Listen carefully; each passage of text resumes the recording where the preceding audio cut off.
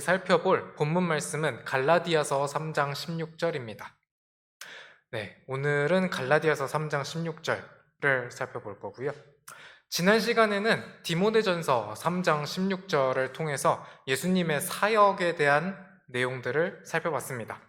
오늘도 지난 시간에 이어서 예수님이 과연 어떤 분이신지 알아보는 시간을 가지려고 합니다. 그래서 이번에 살펴볼 말씀은 약속의 씨로 오신 그리스도를 드러내는 갈라디아서 3장 16절입니다. 오늘은 이제 갈라디아서 3장 16절 살펴보도록 하겠고요. 말씀 다 찾으셨으면 같이 읽어보도록 하겠습니다.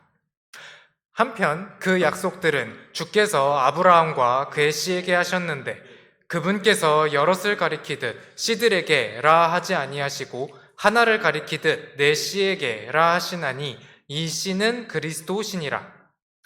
갈라디아서 3장 16절 말씀은 하나님께서 아브라함에게 주신 약속들 중에서 아브라함에게 말씀하신 내 씨라는 표현이 누구를 가리키는지 알려주는 말씀인데요.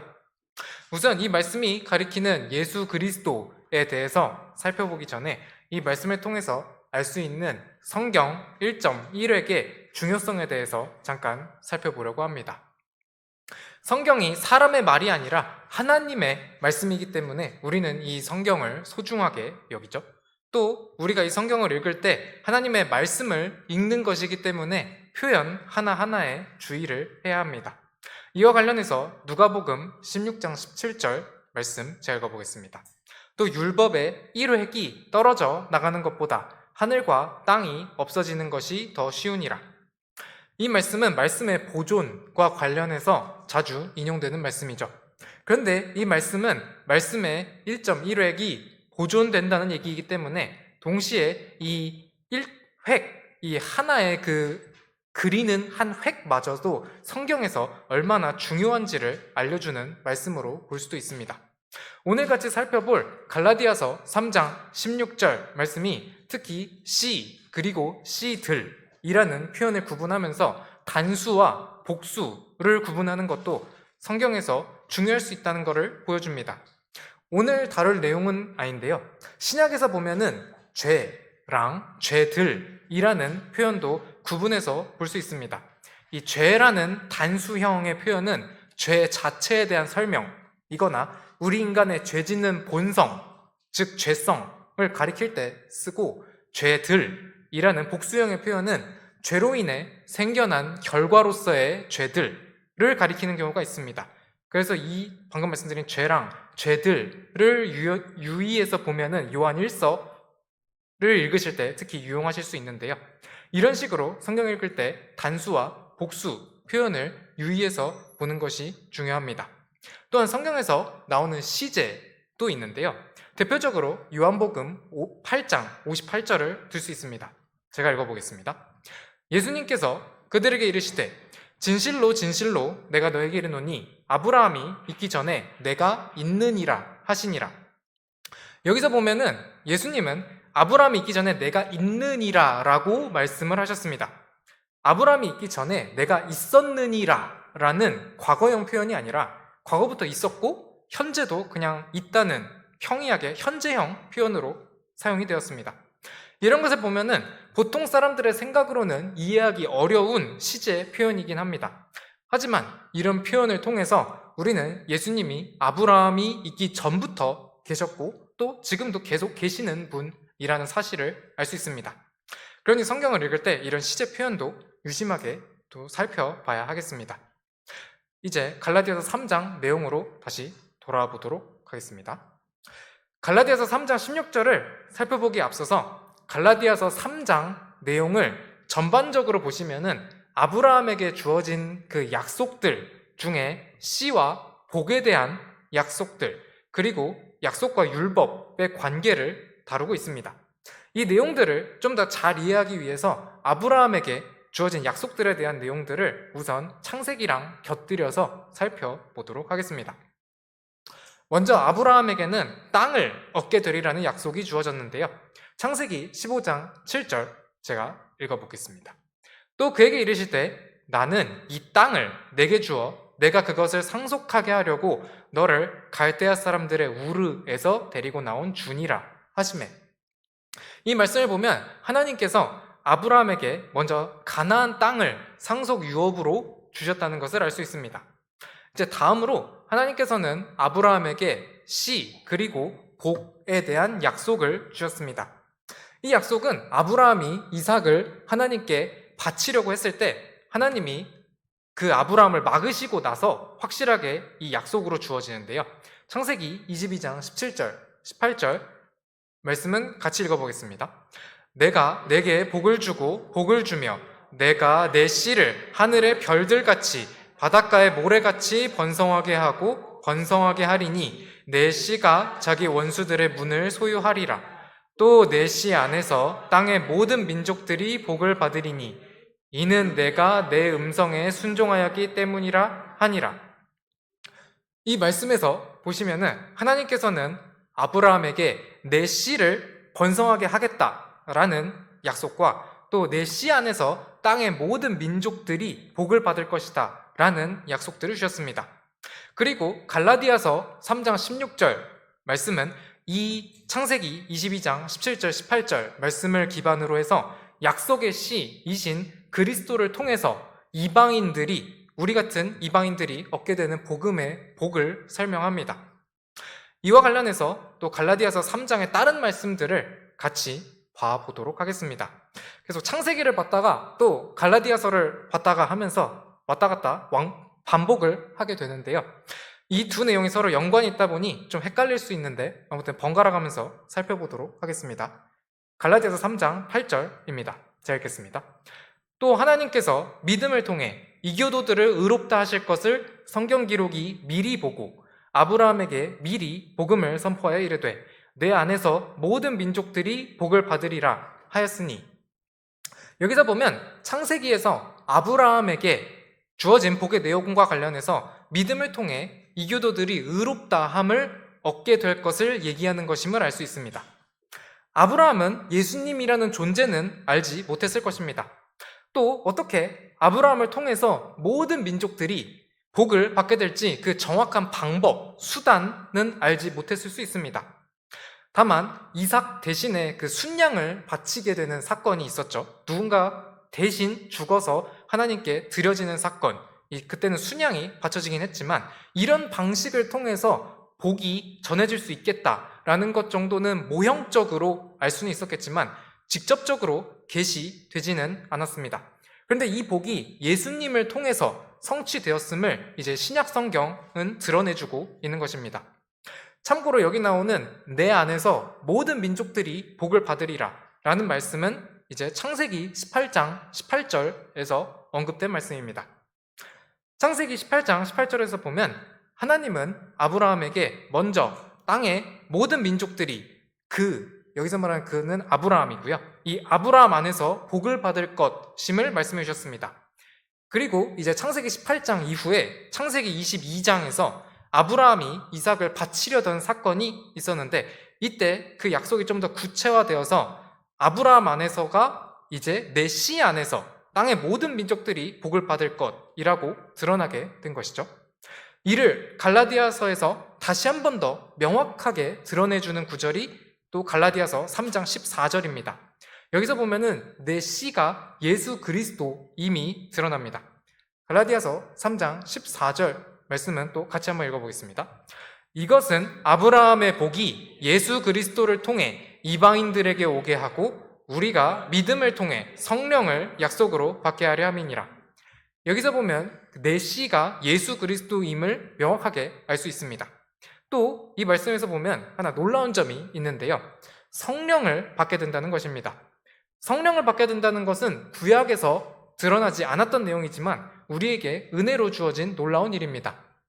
구약시대에서는 성령님이 사람에게서 떠나실 수도 있었습니다. 그래서 다윗은 범죄하고 나서 성령님께서 자기를 떠나지 않으시도록 간절히 기도를 했던 게 있습니다. 하지만 현재 신약시대 이방인들은 예수님께 나와서 믿음을 통해 성령님을 받을 수 있습니다.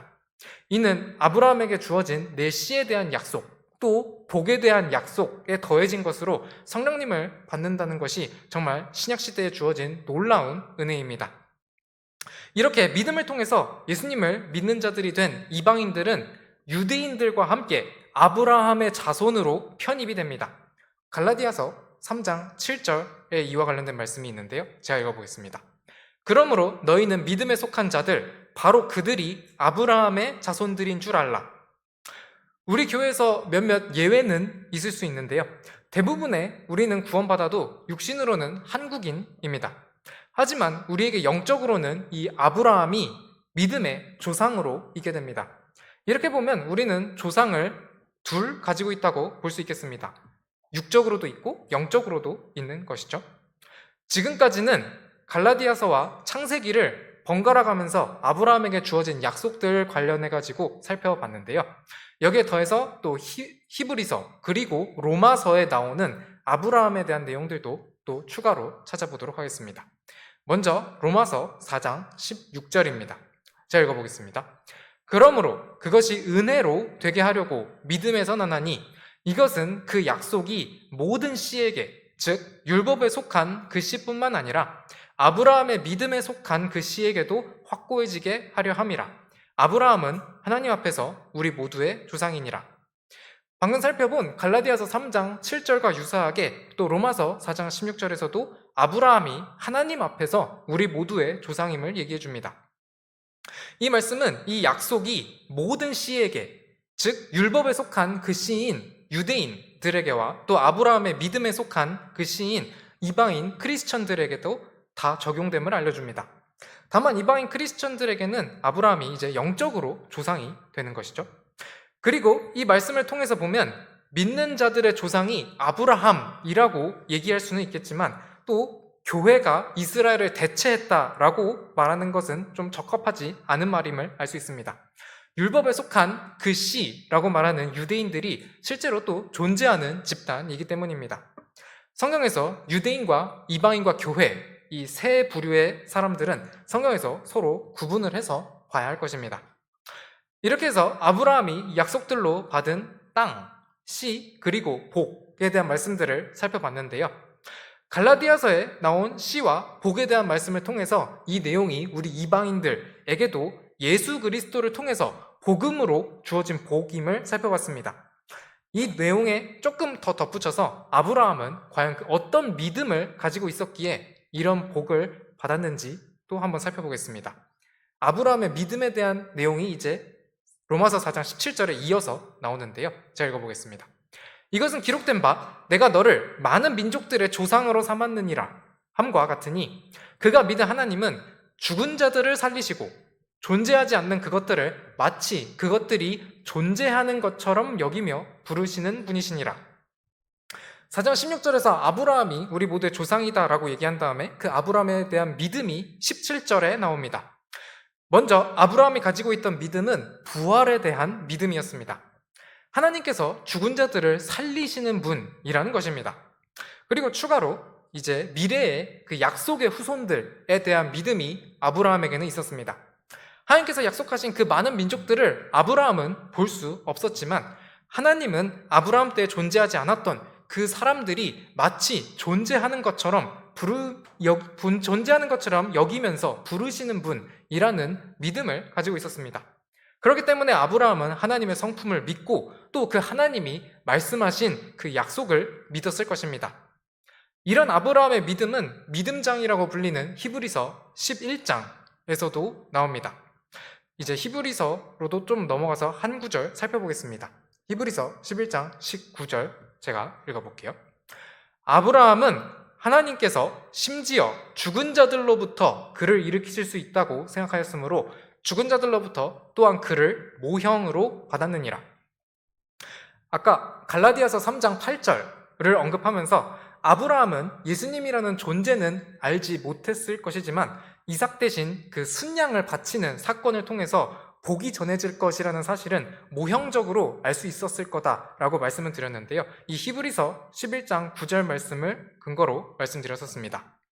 아브라함은 모리아산에서 이삭을 바치려던 사건을 통해서 하나님께서 인정하셨던 그 유일한 아들 이삭을 죽게끔 하지 않으실 거기 때문에 결국 하나님이 이삭을 다시 살리실 것이라는 그 부활의 믿음을 가졌습니다.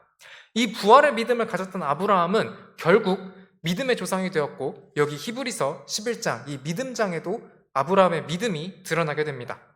우리 역시도 이 아브라함과 같은 부활의 믿음을 가지고 있지 않습니까? 우리의 이 믿음이 우리의 삶에서 위로와 소망이 되고, 또 다른 안 믿는 자들에게 복음을 전해서 복의 통로로서의 역할을 또 우리가 이어서 할 수 있기를 바라는 바입니다. 지금까지 아브라함에게 주어진 약속들, 그리고 아브라함이 가지고 있었던 믿음에 대해서 쭉 살펴봤는데요. 아브라함의 약속들 관련해서 복, 씨, 그 두 부분에 대해서 상세하게 살펴봤습니다. 그 부분이 이제 갈라디아서 3장 16절, 우리가 오늘 읽었던 본문 말씀에 잘 나와 있기 때문이었는데요. 이 본문 말씀으로 돌아와서 이 약속의 씨이신 예수 그리스도, 이 약속의 씨이신 예수 그리스도에 대해서 조금 더 살펴보고 마무리를 하려고 합니다. 갈라디아서 3장 16절 다시 한번 제가 읽어보겠습니다. 한편 그 약속들은 주께서 아브라함과 그의 씨에게 하셨는데, 그분께서 여럿을 가리키듯 씨들에게라 하지 아니하시고 하나를 가리키듯 내 씨에게라 하시나니 이 씨는 그리스도 신이라. 여기서 보면 갈라디아서 3장 앞부분에서 나왔던 씨, 그리고 복에 대한 약속들이 아브라함의 씨로 오시는 예수 그리스도를 통해서 성취된 것임을 알 수 있습니다. 그런데 여기서 궁금증이 생길 수 있는데요. 예수님은 여자의 씨로 오시는 분 아니냐는 것입니다. 그러면 창세기에 있는 내용을 갈라디아서 3장 16절에서 메시아 예언으로 다루면서 그리스도를 아브라함의 씨로 표현하는 것, 이게 모순이 되는 거 아닌지 물어볼 수 있습니다. 이에 대해서 잠깐 살펴보려고 합니다. 우선 메시아가 여자의 씨로 오실 것임은 창세기 3장 15절의 말씀을 통해서 알 수 있습니다. 창세기 3장 15절 읽어보겠습니다. 내가 너와 여자 사이에 또 내 씨와 그녀의 씨 사이에 적개심을 두리니 그 씨는 내 머리를 상하게 할 것이요 너는 그의 발꿈치를 상하게 할 것이니라 하시고, 네, 여기서 너라고 말하는 대상은 사탄, 뱀입니다. 그래서 여기서 말하는 그녀의 씨가 메시아에 대한 예언의 말씀입니다. 메시아를 그녀의 씨라고 표현해서 보통 남자들처럼 이 아담의 후손으로 태어나는 사람이 아니라 아담과는 또 다른 출생으로 태어날 분이심을 알 수 있습니다. 이에 대해서는 마태복음 1장 23절에서도 예수님이 태어나기 전에 예언의 성취로 처녀가 아들을 낳을 것임이 나타납니다. 마태복음 1장 23절 읽어볼게요. 보라, 처녀가 아이를 베어 아들을 낳을 것이요 그들이 그의 이름을 임마누엘이라 하리라 하셨으니 이것을 번역하면 우리와 함께 계시는 하나님이라. 여기서 보시면 임마누엘이라는 말 뜻이 성경에 바로 나오는데요. 하나님이 우리와 함께 계시다라고 하면서 단순히 하나님이 우리와 함께 계시는 상태를 말하는 말이 아님을 알 수 있습니다. 임마누엘은 우리와 함께 계시는 하나님, 그 하나님 자체를 뜻하면서 그 하나님이 우리와 함께 계시는 분이심을 표현해주는 말임을 알 수 있습니다. 아무튼 이 말씀을 통해서 메시아, 즉 그리스도가 처녀에게서 탄생할 것임을 알 수 있습니다.